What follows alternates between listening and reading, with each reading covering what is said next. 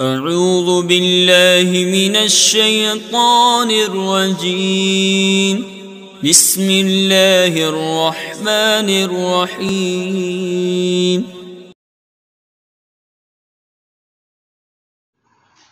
بسم اللہ الرحمن الرحیم۔ میں مجاہد حسین رضوی، استاذ دارالعلوم غریب نواز الہ آباد، درجہ رابعہ کے متعلمین سے مخاطب ہوں اور شرح جامی بحث اسم کا درس دینے جا رہا ہوں۔ غیر منصرف کے بیان میں عدل تحقیقی اور عدل تقدیری کا بیان چل رہا ہے۔ عدل تقدیری کی کچھ مثالیں اوپر مذکور ہوئیں۔ آج ایک ایسی مثال کا ذکر کر رہے ہیں جس میں عدل کا اعتبار تو کیا گیا ہے اور وہ عدل تقدیری ہے، لیکن وہ تحصیل سبب منع صرف کے لیے نہیں بلکہ حمل علی النظائر کے لیے ہے۔ بہرحال آج کے درس سے متعلق جو عبارت ہے آپ کی کتاب کی، پہلے وہ عبارت آپ بغور سماعت کر لیں۔ کہتے ہیں وَمِثْلُ بَابِ قَطَامِ الْمَعْدُولَةِ عَنْ قَاتِمَةٍ وَأَرَادَ بِبَابِهَا كُلَّ مَا هُوَ عَلَى فَعَالِ علما للأعیان المؤنثة من غیر ذوات الراء فی لغت بنی تمیم فإنهم اعتبروا العدل فی هذا الباب حملا له على ذوات الراء فی العالم المؤنثة مثل حضار وطمار فإنهما مبنیان وَلَيْسَ فِيهِمَا إِلَّا سَبَبَانِ الْعَلَمِيَّةُ وَالتَّانِيثُ وَالسَّبَبَانِ لَا يُوجِبَانِ الْبِنَاءَ فَاعْتَبَرُوا فِيهِمَا الْعَدْلَ لِتَحْصِيلِ سَبَبِ الْبِنَاءِ فَلَمَّا اعْتَبَرُوا فِيهِمَا الْعَدْلَ لِتَحْصِيلِ سَبَبِ الْبِنَاءِ اعْتَبَرُوا فِيمَا عَدَاهُمَا مما جعلوه موربا غیر منصرف ایضا حملا على نظائره مع عدم الاحتیاج الیہ لتحقق السببین لمنع الصرف العلمیہ والتانیث فاعتبار العدل فیہ انما هو للحمل على النظائر لا لتحصیل سبب منع الصرف ولہذا یقال ذکر باب القطام ہا ہنا لیس فی محلہ لأن الکلام ما قدر فیہ العدل لتحصیل سبب منع الصرف وانما قال فی بنی تمیم لأن الحجازیین یبنیونہ فلا یکون فیما نحن فیہ والمراد من بنی تمیم اکثرهم فإن الاقلین منهم لم يجعلوا ذوات الراء مبنیۃ بل جعلوها غیر منصرفۃ فلا حاجۃ الی اعتبار العدل فیها لتحصیل سبب البناء وحمل ما عداها علیہا۔ میں سمجھتا ہوں کہ اس عبارت میں جو مسائل بیان کیے گئے ہیں، اگر میں ان مسائل کا وضاحت سے بیان کر دوں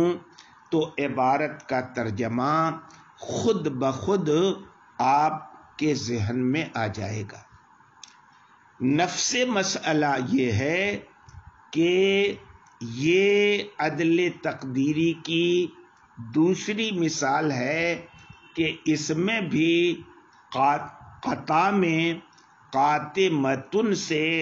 معدول ہو کر آیا ہے، مگر چونکہ اس کے اصل پر کوئی دلیل موجود نہیں ہے اس لیے یہ عدل تقدیری ہوگا۔ اس بات کی تفصیل یہ ہے کہ باب و قطامے سے فعال کا یہ وزن ہے، اور جو علم ہے آیان مؤنثہ کا اور غیر ذوات الرامے سے۔ تو اب باب و قطامے سے یہی مراد ہے کہ اس کا فعال کے وزن پہ ہو، نمبر 1، اور نمبر 2 آیان مؤنثہ کا علم ہو، نمبر 3 اس کے اخیر میں را نہ ہو۔ شارح نے جب کہا کہ وہ فعال علم ہو تو اب اس قید کی وجہ سے اس فعال سے احتراز ہو گیا جو علم نہیں ہوتا بلکہ امر کے معنی میں ایک اسم فعل ہوتا ہے، جیسے نزالے یہ انزل کے معنی میں ہوتا ہے، اور اس فعال سے بھی احتراز ہو گیا جو فعال مصدر معرفہ سے معدول ہو کر آیا ہے، جیسے فجارے یہ معدول ہے الفجور سے، اور اس فعال سے بھی احتراز ہو گیا جو فعال صفت سے معدول ہوتا ہے، جیسے فساقے جو معدول ہے فاسقتن سے۔ یہ تینوں کے تینوں بالاتفاق مبنی ہیں، اس لیے کہ جو فعال کے ساتھ امر کے معنی میں ہوتا ہے وہ مبنی اصل کے ہم معنی ہونے کی وجہ سے مبنی ہوتا ہے، اور دوسری دونوں اس کے مشابہ ہیں، عدل میں بھی اور وزن میں بھی، اور اس لیے مشابہ ہیں کہ وہ بھی مبنی ہیں، مشابہ ہیں اس بنیاد پر وہ بھی مبنی ہیں۔ عدل میں مشابہت سے مراد ہے کہ جیسے نزالے انزل سے معدول ہو کر آیا ہے، اسی طرح سے الفجارے الفجور سے معدول ہو کر آیا ہے، اور فساقے فاسقہ سے معدول ہو کر آیا ہے، فاسقہ زن فاسقہ کے معنی میں، اور وزن میں مشابہت بالکل واضح ہے۔ بہرحال جب شارح نے یہ کہا کہ وہ فعال علم ہو آیان مؤنثہ کا، تو مذکورہ تینوں قسم کے فعال نکل گئے، اور جب یہ کہا کہ وہ غیر ذوات الراء ہو تو اس قید سے وہ فعال نکل گیا جو ذوات الراء ہوتا ہے، یعنی جس کے اخیر میں را ہوتی ہے، جیسے حوارے اور تمارے۔ اب رہ گیا صرف او فعال جو آیان مؤنثہ کا علم ہو اور اس کے اخیر میں را نہ ہو، جیسے کہ اس کی مثال مصنف کافیہ نے قطامے کی پیش کی ہے۔ باب و قطامے سے مراد یہی آخری قسم ہے۔ اس آخری قسم میں نحویوں کے مذاہب کی تفصیل یہ ہے کہ حجازیین کے نزدیک جو فعال آیان مؤنثہ کا علم ہو وہ مطلق مبنی ہوتا ہے، چاہے اس کے اخیر میں را ہو یا اس کے اخیر میں را نہ ہو، اس لیے کہ یہ بھی اوپر جو میں نے ذکر کیا اس سے پہلے، وہ تینوں قسم کے مشابہ ہے، وزن میں بھی اور عدل میں بھی۔ البتہ بنو تمیم کے اس چوتھی قسم کے بارے میں دو قول ہیں۔ پہلا قول اکثر بنی تمیم کا ہے اور دوسرا قول اقل بنی تمیم کا ہے۔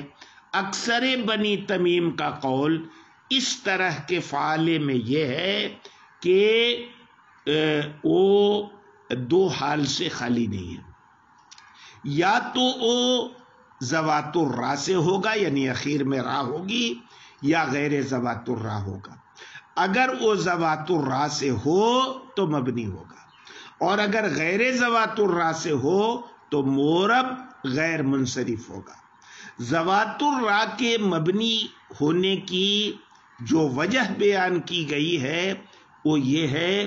کہ بھئی جس کے اخیر میں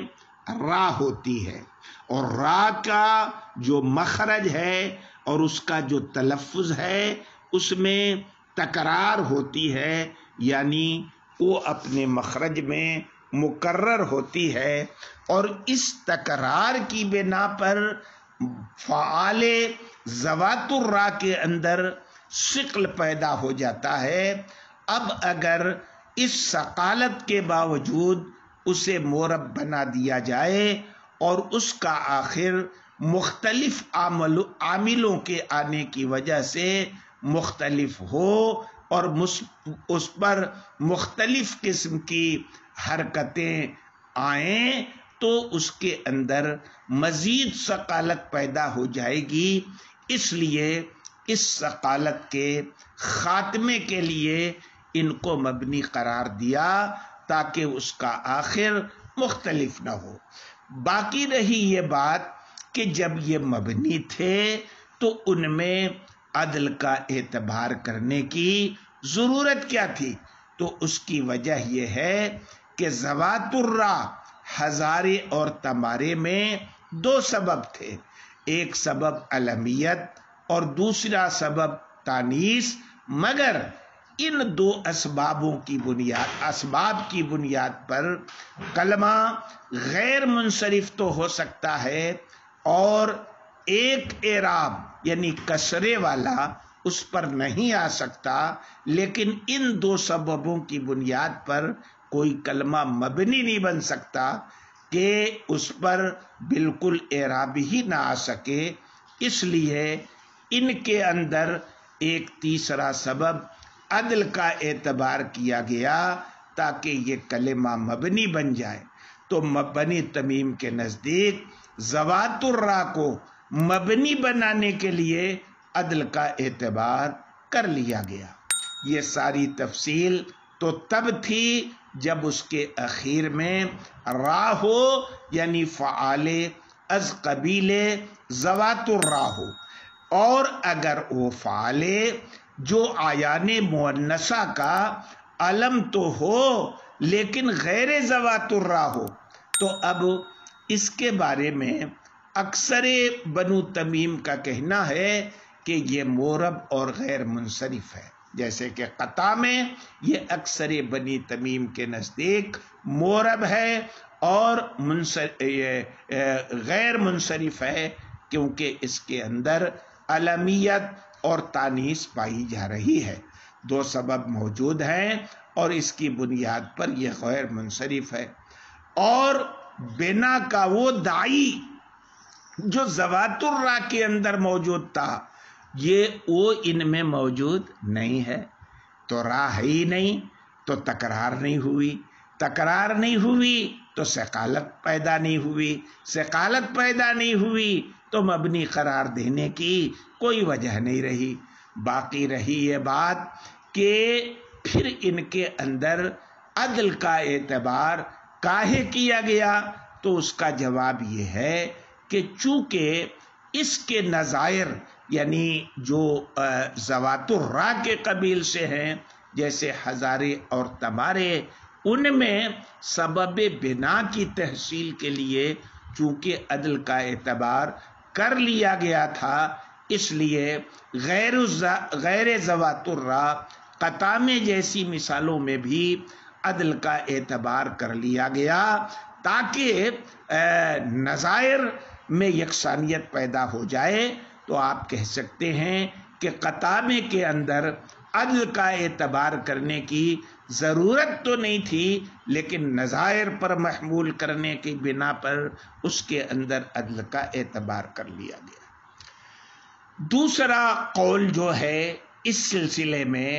یہ تو اکثر بنی تمیم کا قول تھا، لیکن اقل بنی تمیم کا قول یہ ہے کہ وہ فرماتے ہیں کہ او فعال جو علم ہو آیان مؤنثہ کا، وہ مطلقاً دو اسباب کی بنا پر غیر منصرف ہو جاتا ہے، چاہے وہ ذوات الراء ہوں یا غیر ذوات الراء ہوں۔ ایک سبب علمیت ہے اور دوسرا سبب تانیث ہے۔ یہ اقل بنی تمیم کے اس دوسرے قول کے مطابق اس چوتھی قسم میں عدل کا اعتبار کرنے کی بالکل ضرورت ہی نہیں ہے، نہ ذوات الراء میں سبب بنا کی تحصیل کے لیے اور نہ غیر ذوات الراء میں حمل علی النظائر کے لیے۔ تو ماتن کا قول و بابو قطام فی تمیم سے مراد اکثر بنو تمیم ہوں گے۔ الحمدللہ اس تفصیل سے شرح کی زیادہ تر باتیں واضح ہو گئیں، اور جس تفصیل سے میں نے شرح بیان کی ہے اس کی بنیاد پر آپ آسانی کے ساتھ آج کی پڑھی ہوئی عبارت کا